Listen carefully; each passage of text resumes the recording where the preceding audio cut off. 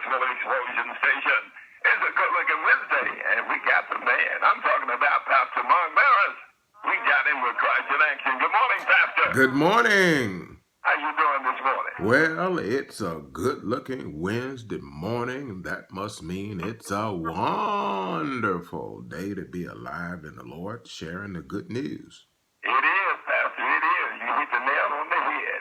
And I know that you're ready to bring us some news we can use. So I'm going to step out of the way and let you take it right now, Pastor. With Christ in action. And as always, you got it. All right, indeed. Delighted to be sharing good news this morning, as we do every single morning.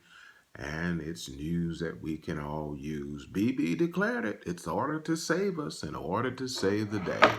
Because of love, the Lord Jesus Christ put himself in harm's way. That's the report of the Lord and the good news that we give to you every single day. We unpack the truth of the good news to you, that your faith might be firmly fixed in the living God and Jesus Christ, whom he has sent.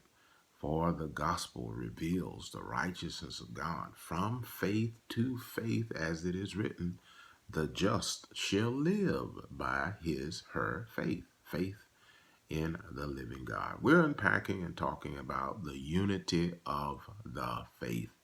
And of course, we're talking about the faith of God, faith in God, a lifestyle, a life lived continually by faith in God. The Bible teaches us in Hebrews chapter 11, verse 6, that without faith, it is impossible to please God. It's an interesting statement that there are many things that we could have been stated that without it's impossible to please God. We know that God looks for holiness. He looks for righteousness. He looks for love. We could go on and go on, integrity, truth. But ultimately, those things are true. But what he says, without it, we can't please him, he says, is faith. Now, why is that so? It is because faith in God causes us to look to him, to come to him, believing who he is and that he is a rewarder, and so causing us to diligently seek and look for him. Listen to what the Lord says in Jeremiah chapter 29 and verse 11. He says, I know the thoughts already that I think towards you. He says his thoughts are good, not evil, to prosper you, to do you no harm, to give you a future, give you hope, and to bring you to an expected end. Here's the thing, though. Him knowing the thoughts that he thinks towards us are awesome and powerful and wonderful, and I'm glad of it. That means that as he works things after the counsel of his will, his counsel to himself is to do us good and not evil, to prosper us, to give us without harm, to give us a present, a future, and a hope, and to bring us to an expected end. But here's what faith does. Faith engages his thoughts and plans and embraces them as our pursuit, our expectation of life. Faith looks to him and what his will is for us and for our lives, this world, and those in it, and reaches for him and to him and embraces his will. Faith causes us to look for God's will and to understand 1 John chapter 5, verse 14. What does it say? If we ask anything according to his will, then we know that he hears us. And if we know that he hears us, then we know that we have the petitions that we desire of him. Listen to what the Apostle John writes in that verse. All that knowing, knowing. If we ask anything, we know. So many times when we pray weak prayers, like we're bothering God, or we hope God will listen to us, and maybe we're wishing on a star. It's like throwing coins in a wishing well, hoping that he'll hear us and that he'll do something for us, just something, maybe a little something. He'll glance our way or do something for us. But faith pleases God, and faith is confident because its source and its uh, object is God. And the faith of God cannot fail. It is flawless. It is impeccable. It always produces the end and intent that he intends and desires. In fact, backing up in Hebrews chapter 11, it says, through faith we understand that things that do appear were not made of things that we see, but they were made by the word of God. That literally the word of God created and brought into being everything that we see.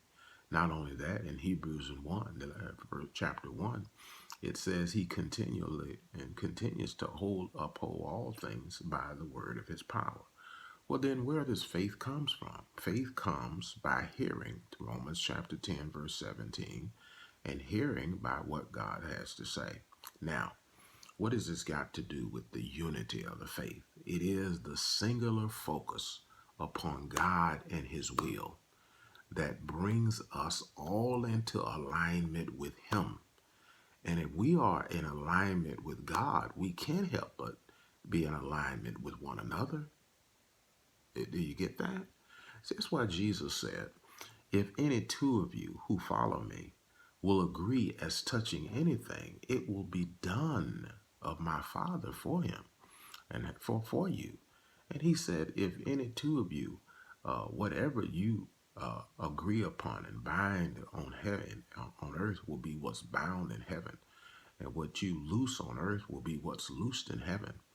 You see, friend, the unity of the faith brings us to the powerful family and oneness with God, where we're together are seeking and acknowledging the will of God and praying out the will of God. What happens when we ask for God's will?